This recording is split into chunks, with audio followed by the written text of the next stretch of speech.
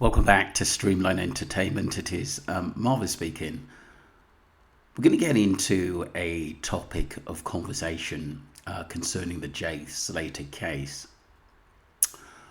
And so one of the questions is why have Debbie and Warren still have questions over Lucy, Ayub, Rocky, and Brandon? And the main questions is of Ayub and Rocky, but we will get to Lucy and Brandon.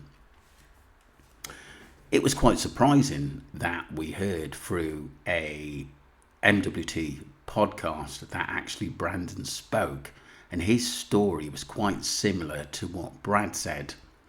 But we're going to go into Ayub first, basically what he said so far, that there was technically no suspicion with Jay taking a ride back to an Airbnb where there was no party.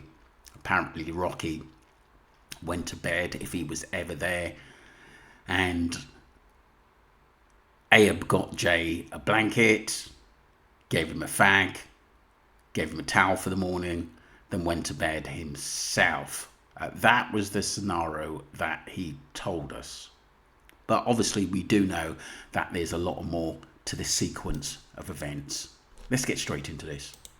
And we was randomly linking up again because we've got a mutual friend, you know what I'm saying? If I didn't know that guy, I'd never know you, you know what I'm saying? Because there was no reason for me to be linked with them, you know what I'm saying? Like, they're actually like you said at the start, but when you do hear a story out, you actually think, okay, that makes sense, that's how they know each other. Now, my power and Lucy now is like, it's at the end now, they've left with energy, the strip's coming to a close, everyone's going to the place where everyone goes, like, that last place that's open on the strip, you know what I'm saying? Well, don't forget that a contradiction have kicked in there, because Lucy was to have gone early. Wasn't it supposed to be around 10ish or even before that? And yet she's still around the strip. So the stories are so contradicting, it's unbelievable. And I'm surprised that Ayub didn't think people would actually pick up on small things like, the mistakes. Even if they're hour apart, it's still a big difference to us to find justice for Jay Slater. And I kind of went there because there was someone that, like a friend of mine that I had over there, she worked over there and she chilled with me the day before. So I was kind of like waiting for her to finish work sort of thing, do you know what I'm saying? That's what I kind of say. Because I remember I was out the night before, so I'm not really trying to be out there. During that time, Lucy and my pal walked off to go, like, whether they went home or whatever. They were looking like, forgot something on the strip, I don't know. Then the little lad, Jay's pal, he was saying, I'm going home now. You know what I'm saying? Like, he's kind of left now. Obviously, Jay was there. So basically what he's saying is that Lucy and Brandon had done their own thing. They had something to do at the end of the day. I'm just wondering whether basically they still had a bit of business that they were dealing rugs at that time, and he didn't really want to actually bring that up. That's a big possibility. But why would, if Jay said he didn't have his card, why would Brandon say just to come back with me? Why didn't Lucy say that? That just doesn't make sense to me, because I think this scenario just didn't happen, what Ayub's saying, the way it did. Because he refused to go home. Do you understand? I don't know if he thought that we was going to be out till the morning or whatever, but he's kind of like, well, I did kind of make it clear, look, bro, see, like, he's like, bro, like, maybe he's left, he's going back to the apartment, I ain't got the key or anything. He's like, what about chill with you, lot? No, look, bro, I'm just waiting for someone here, like, that's working here, like, once she's rolling, like, I'm chilling, bro. Like, I'll give you the sofa and that downstairs. Mind you, I'm a bit of a driveway. He was like, no, that's cool, son, bro. No problem. Lies. He's just basically played it down. And we know Jay could have gone home with Brandon, and they could have talked. There has to be a 24-hour emergency number if Jay had lost his card. But Brandon was there, who apparently he was sharing with. Lucy had an apartment where he could have crashed there as well. That didn't make sense because he always had somewhere to go. And these as some of the deep questions I think that Warren and Debbie has for Ayub, because it didn't make no sense in why Jay willingly, in Ayub's, basically what he's saying, that basically Jay forced himself on Ayub to basically for him to take him home, sort of, mate, I'm not having a no, you know, sorry for you to take me to your gaff at the end of the day, because he wanted to, you know, we've heard so many scenarios from that. He wanted to continue to party, or he wanted to stay out late, but these guys were tired, so why go back there? It didn't make sense, and apparently he didn't know them as well at the end of the day. And why didn't Brandon or Brad go back with Jay as well? If you know, so if Brad was there and said, look, I'm going off as well, why the hell didn't Brad go with him? That just doesn't make sense to me if they're supposed to be pals. That's what you do. If you're two young guys and you're not sure about these two older guys, you take a mate with you. So if anything kicks off, at least you've got some backup, or one of them can get away, or if you're feeling comfortable, you can leave together or get a taxi. Two eyes, you know, two pairs of eyes are better than one, or, you know, or if it did kick off, then, and like I said, Brad being a boxer, they can get out of situations, or at least run for their lives. Do you know what I mean? This is interesting because Polly says they were going home to bed. Why not go back to the hotel? It doesn't add up. Brad was tired, but was up all night, speaking with Jay on the phone. Nothing adds up. Refused to go back to the hotel, but they are going to go to bed for an hour drive away. Makes that make sense? No, it's weird. Very, very strange. And this is why I think, as a parent, when you look at this, there's something kind of odd and very suspicious. Move on to part two. Rocky's in this video, but I noticed is that when people get into deep conversations with these guys or want some answers, they get very, very defensive. I do think Rocky was there. I think that he had been, how can I say, bought into it to make it look like that he was with Ayub at the Airbnb and he was nothing to do with the case. This is why I think it was a cover-up, because Rocky has never really come out. Although he's been with Ayub, he's always backed up by him.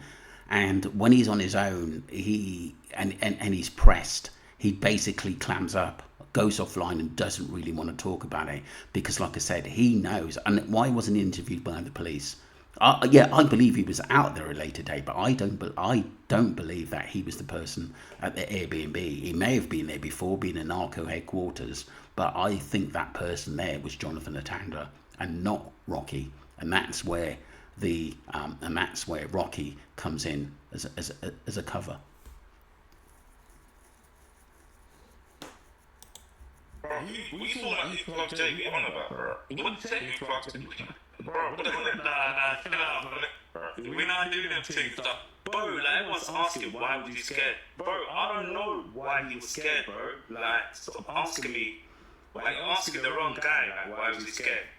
Should he just come back to chill?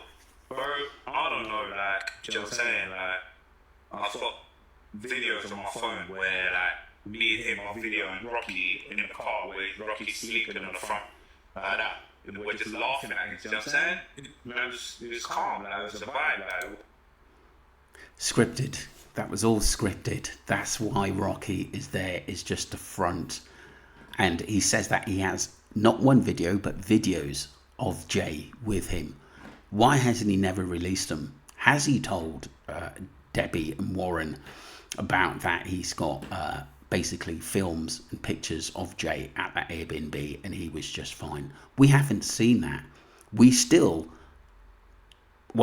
believe, should I say, that Jay's condition wasn't very good at the club. And like I said, if he'd been tabbed with something, or, you know, whether it was a weapon or whether it was an injection of something, or hurt, and obviously overdosing as well, who knows, like I said, that, you know, the condition or what they done to him. But like I said, I don't think, like I said, he was in a position to say yes or no and what he wanted to do, because I think he was that hammered.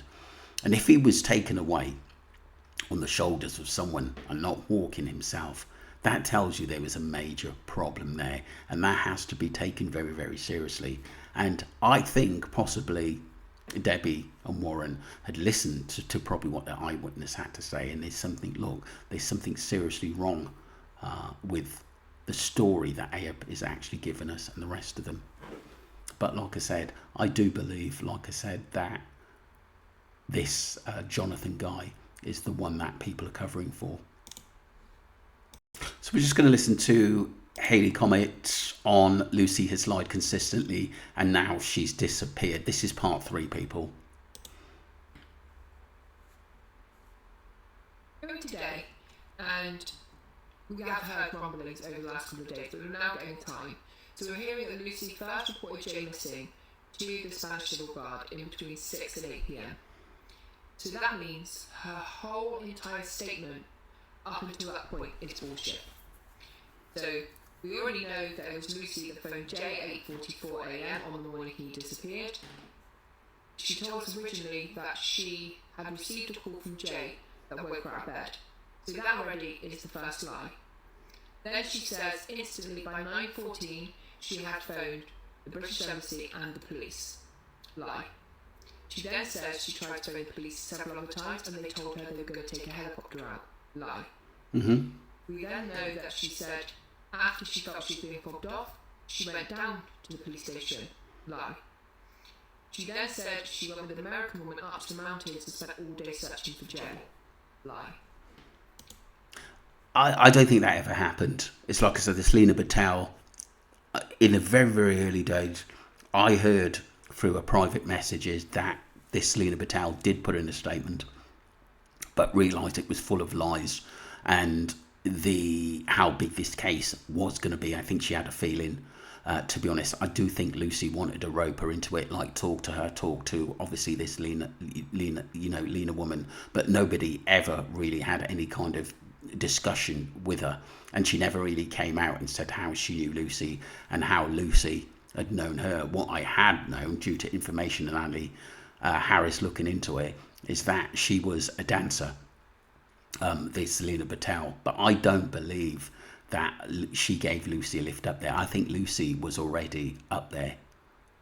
As like I said, there was a court statement saying that, and which we only found out just recently over the last sort of month or so.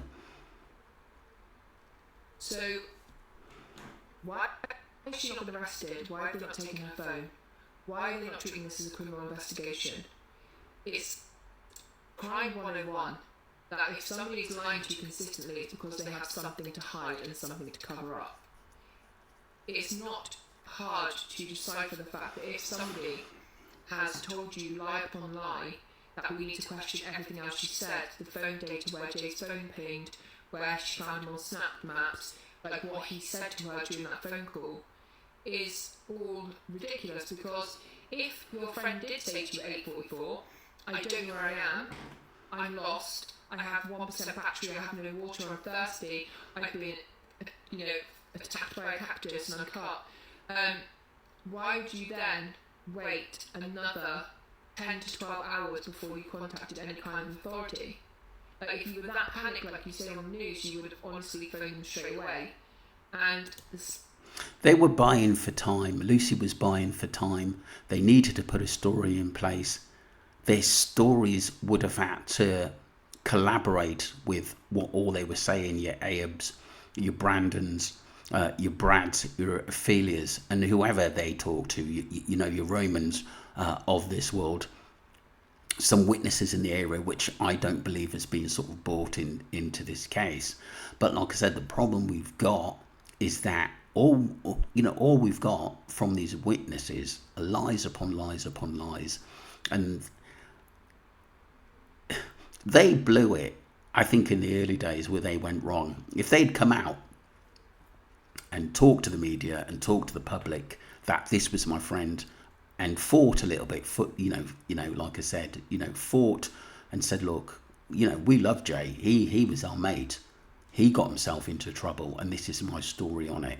I think people would have said, look, they've come out and they've given their, what happened to Jay Slater at the end of the day. But like I said, they needed to sit down with Warren and Debbie and had told them everything, and made sure that Warren and Debbie were happy about the story they gave. But like I said, as soon as the funeral finished, it seems that like Lucy, Brad and Brandon have locked off. They think that, you know, Jay was buried and the case is over and it shouldn't be discussed anymore. But like I said, it's left the family in limbo in what the hell happened to my son. I still haven't got all the answers. So I'm glad Debbie sort of basically asked these people to be at the inquest. Managed to regard, obviously going to have records of when they received that first call to say that Jay's missing. And this fits more in the timeline when actually police alerted Jay's mum at 2 a.m. the next morning that Jay was missing, because if he was reported missing between 6 and 8, that would give them time to file a report, have a cursory look at it, and then realise this was serious and they needed to bring Jay's parents over to Tenerife. So I just don't get how more people are talking about Lucy still, and just because she stopped talking and she kind of just disappeared somewhere, that we just completely forget that the main source of the truth will be found with Lucy. 100%. 100%. That was a really good video by Hayley Comet. I thought she was spot on there. Timeline is very, very important in this. Lucy's interaction with the police. You know, are the British police or the timeline of Lucy reporting or going to the police station as she said? There's no really proof of that. She said all the sort of contacts, messages and phone calls with Jay and other people, she's no longer got them. But we didn't expect them to have them because, like I said, if we were able to have a look at them, I don't think they would add up in what she had to say. And I think there'll be a lot of discrepancies and red flags and lies in there as well. As much as with Ayub, Lucy's just as bad as well. I think that, but at the end of the day, they're trained to be that way because they're in that game. And the way Ayub just smiles at the camera when Jay is brought up, it's really, really strange. And like I said, you know, don't be surprised if these people have possibly, we know like Lucy's got a track record of trying to set someone up, but like I said, don't be surprised if these people have tried it on with other people as well, to get the better of them or to get them to do things they don't want to do. And like I said, I think that, like I said, because they're allowed to do what they want, and then, you know, nobody's really looking for them, they know the police are not basically looking for them, they still think that they can do what they want and ruin people's lives, which is absolutely terrible. That was part 2. We're going to move on to Brandon, people. So we move on to the final part, people, and this is Brandon talking to NWT. Don't forget, he's never spoken in this case before, till earlier on this month. Basically, it's the first time on a podcast that MWT's podcast that we've actually heard him say anything on this case. Who the two black men are. So let's start with the end point, really, because I need to know who these two guys are. The two black men. Yeah. So they went back to the rental with. Who are they?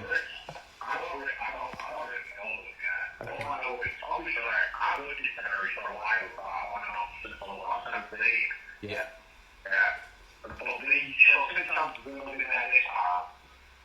The travelers come down, so obviously I go off the direct car and you know go on the bus. And then they come with generation sometimes and there's an hour ring, I don't know at all, like I think I'm really down with generation. So tell me what their names are. I don't know what the names are. I don't want to tell you. This guy's just playing a game. He's just playing a game at the end of that. I think he's trying to play dumb, like I said, at the end of the day, that, you know, he just saw them on the strip and he doesn't. He knows who they are. He knows what they're about at the end of the day, and he's working with them. And what they're hiding is the rugs business. It's just as simple as that. And, you know, he doesn't want it to be revealed.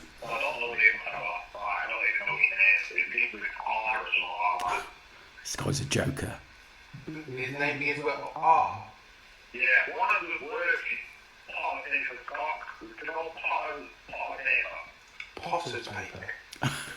It's called potter's cock. MWT is such an idiot.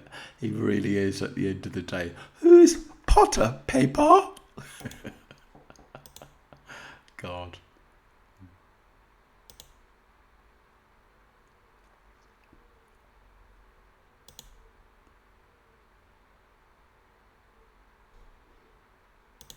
God, what a work is that?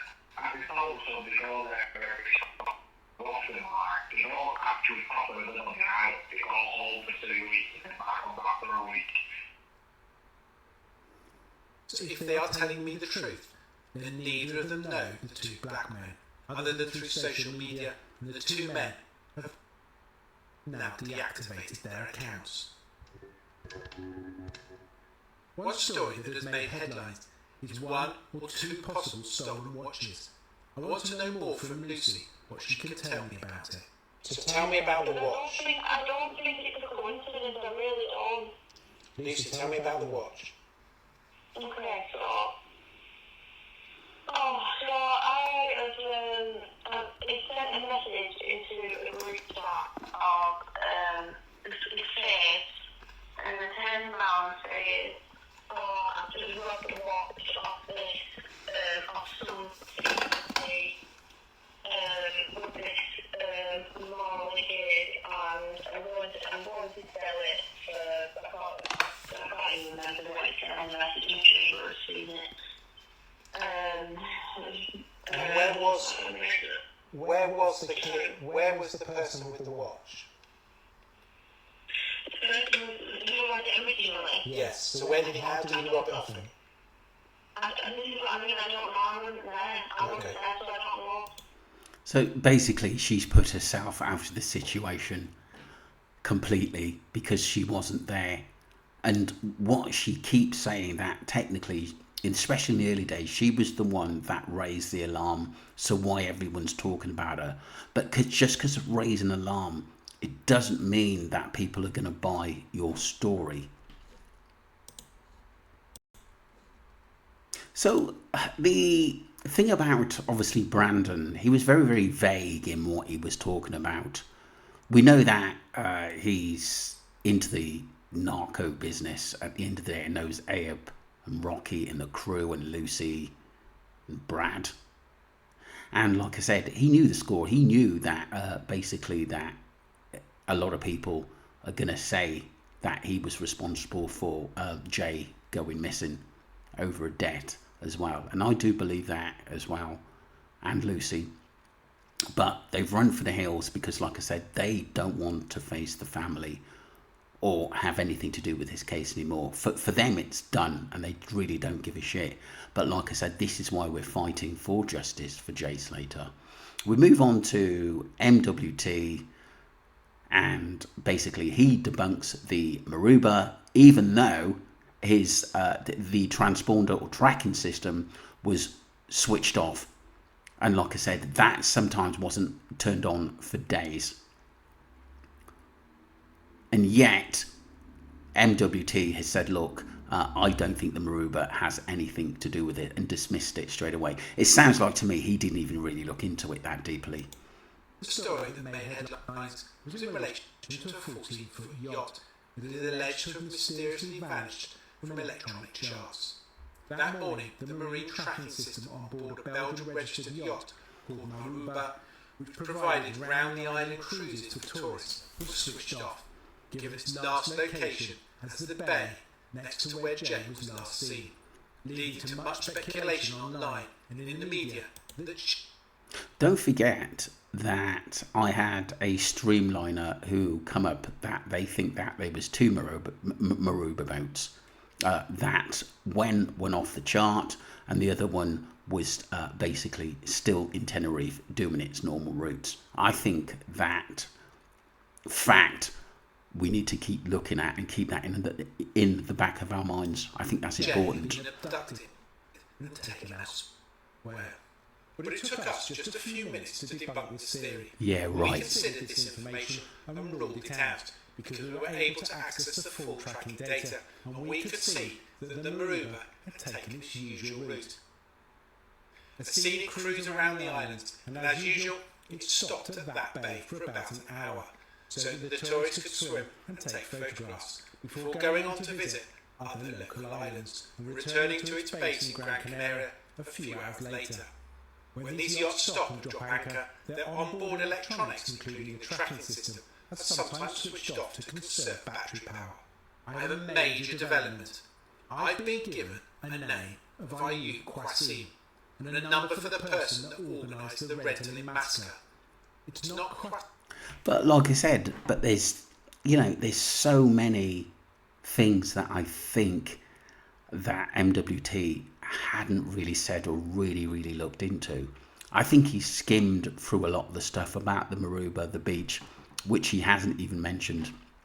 I think the Maruba was crucial into this case, and if he looked at that people that mapped out where that boat had gone and why was basically his transponder off, and like I said, its beacon, these things have got to be taken seriously. It just sounds like to me he's sort of flitted through it and hoped that we would buy it. But like I said, a lot of this case, if I was a parent, I would, if I was basically Debbie, should I say, or Warren, then I would be basically have 101 questions for the people involved, because it doesn't seem like to me, due to what Debbie was saying, that she's got any really answers from Brandon, Lucy, Brad, I think still, Ayub and Rocky. And I think these are the people that need to be confronted and put on the spot and put under pressure as well. Let me know what you think, people. Don't forget to subscribe to Streamlight Entertainment and follow the channel. It's important we get the truth, and this is why we march on in the Jay Slater case. Thank you.